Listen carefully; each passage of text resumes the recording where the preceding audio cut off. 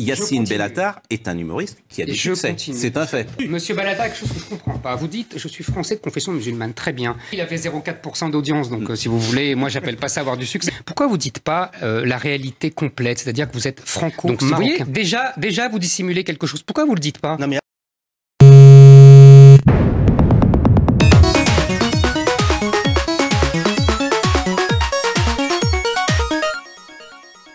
L'info G99. Celui qui se comporte comme une racaille, c'est vous, c'est pas moi. Pas du tout moi, je vous écoute jusqu'au bout. Personne. Mais si vous voulez dissocier les berbères des arabes... oui, cher ami. C'est horrible. Non, c'est pas horrible. Je veux dire aux gens ce que vous êtes. Vous êtes un faux comique et un vrai militant. Oui. Oui, riez, Yacine Bellatar, riez. Il est la version comique de Tariq Ramadan. Moi, je suis né...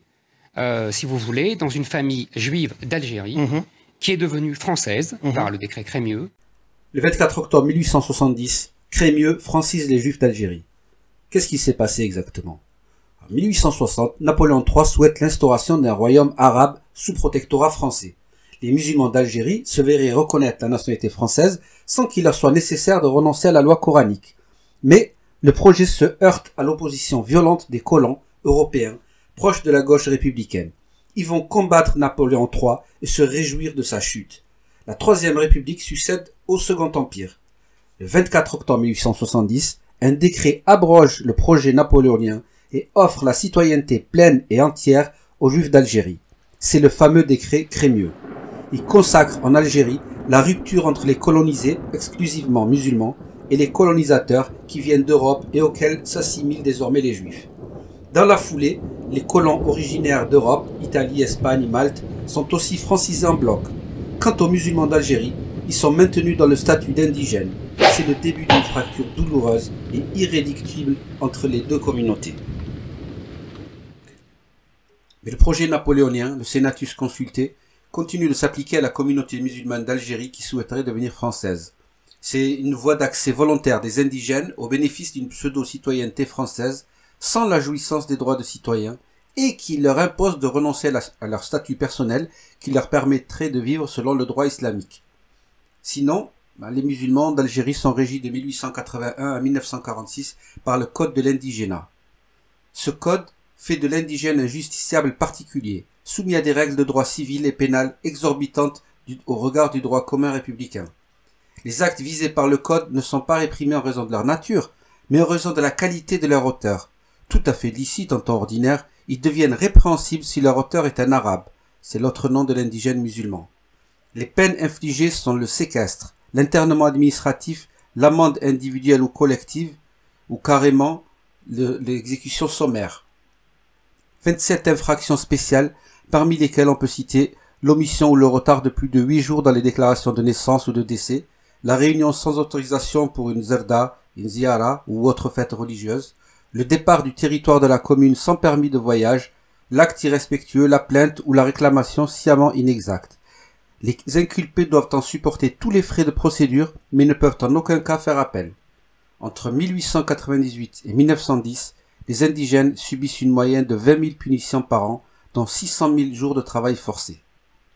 C'est-à-dire que moi, j'ai pas voulu mes parents, mes ancêtres, parce que mes ancêtres, c'était il y a 1000 ans, ont sans doute ils étaient de quel côté de la Méditerranée ? préféré payer l'impôt que se convertir. Vous, les vôtres, parce que je pense que 90% des Marocains sont berbères, donc vous aussi, vous êtes berbères, vous n'êtes pas arabes, mais les vôtres n'ont pas voulu payer l'impôt, donc ils se sont convertis à l'islam. C'est la différence entre nous, c'est pour ça que je ne suis pas d'accord avec vous, Pascal. J'ai de la bonne mémoire.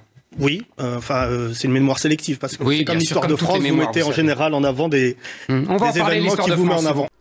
Cette fois, le parallélisme entre juifs et musulmans est rompu.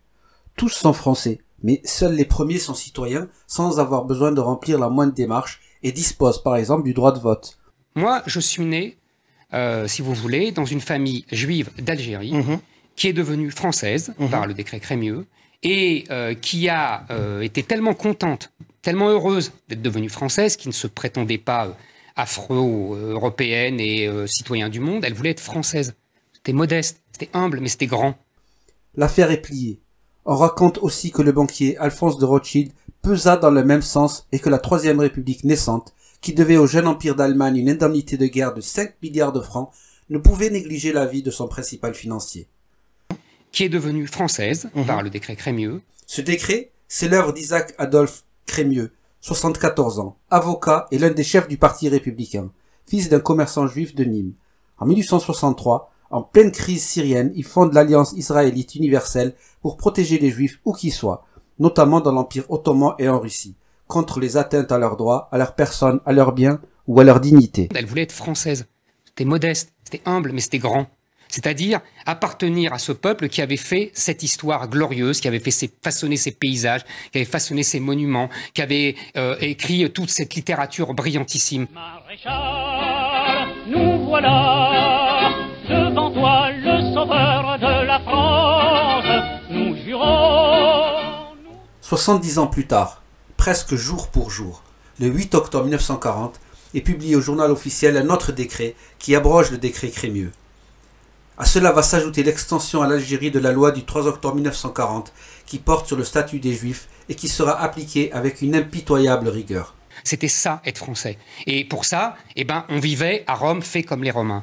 Son but étant de retrancher de la communauté nationale un groupe humain en le privant de ses droits et de ses libertés.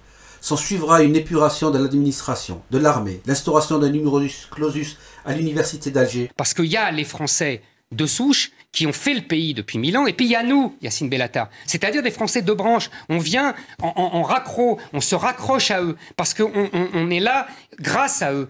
Et l'internement dans des camps des Juifs étrangers. Et vous avez échappé. Oui, c'est ça. Parce que c'était l'assimilation. C'était le meilleur chemin pour devenir français et pour faire partie, pour s'agréger à ce peuple français qu'on admire.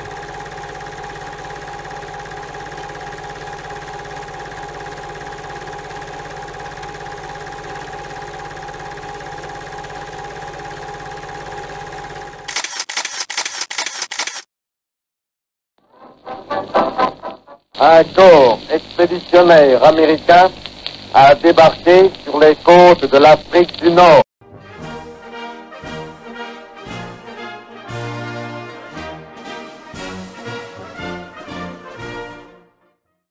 Le débarquement anglo-américain en Algérie du 8 novembre 1942. Le sud de la France et les territoires de l'Algérie colonisés sont sous le régime de Vichy du maréchal Pétain, allié au régime nazi d'Adolf Hitler, ceux-là même qui ont abrogé le décret Crémieux. Les Américains et les Anglais cherchent à frapper l'Allemagne nazie de la façon la plus directe possible et tentent une grande opération militaire sur les côtes algériennes. Il s'agit du premier débarquement des alliés anglo-saxons contre les nazis. Entre 1942 et 1943, les effectifs mobilisés en Algérie s'élèvent sur la période à 304 000 Algériens, dont 134 000 musulmans. Ils sont engagés en Tunisie de novembre 1942 à mai 1943, en Italie de novembre 1943 à juillet 1944, et enfin en France et en Allemagne d'août 1944 à juin 1945. Nous trouverons parmi eux les chefs historiques de la révolution algérienne, tels que Ahmed Ben Bella, Mohamed Boudiaf, Mustafa Ben Boulaïd et Karim Belkacem. Mais les musulmans algériens restent toujours régis jusqu'en 1946 par le code de l'indigénat et donc exclus de la citoyenneté. Les indigènes algériens ne sont cependant pas les seuls à qui est refusé la pleine nationalité.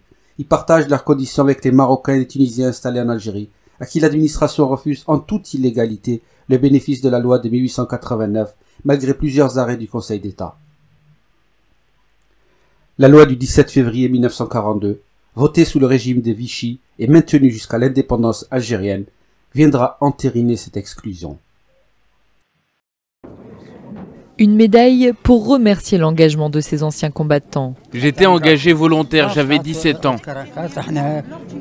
Lors du débarquement de Provence, je suis arrivé aux frontières françaises avec les Alliés, notamment les Américains. Et au débarquement, on a été reçus par un bombardement allemand. Il y avait des morts et des blessés sur le terrain. Durant l'opération Dragoon, 250 000 soldats composant l'armée d'Afrique ont ainsi combattu sur les plages du Sud. Une armée efficace qui a libéré la Provence en moins de 15 jours, prenant ainsi plusieurs semaines d'avance sur les prévisions. Après le débarquement allié en Afrique du Nord de novembre 1942, il faudra attendre plus d'1 an pour que le décret Crémieux soit rétabli très discrètement et que la citoyenneté française soit rendue aux Juifs d'Algérie. On parlait français. On abandonnait les vêtements non français. Hein, les djellabas et compagnie que nos ancêtres avaient portés aussi. C'est indigeste pour vous, parce que je peux comprendre que vous avez une crise identitaire majeure, vous, Éric Zemmour. Bien sûr. Alors voyez-vous, monsieur Zemmour, si seulement vos interlocuteurs prenaient le temps de connaître votre histoire, ou plutôt votre version de l'histoire, ils n'auraient pas de mal à démonter vos propos. Non, mais je lis, vous savez, moi je lis, je travaille avant de débattre avec quelqu'un. Donc, si le projet napoléonien n'avait pas été combattu par la gauche républicaine et les colons européens, lui qui faisait une place identique aux deux communautés, peut-être que juifs et arabes auraient été logés à la même enseigne et seraient restés amis. Parce que je pense qu'on est très proches en vérité. On a la même histoire exactement. Ouais. Exactement. Nos ancêtres auraient pu être copains. Et surtout, votre interlocuteur aurait peut-être pu lui aussi se prévaloir du rattachement de ses aînés à la France.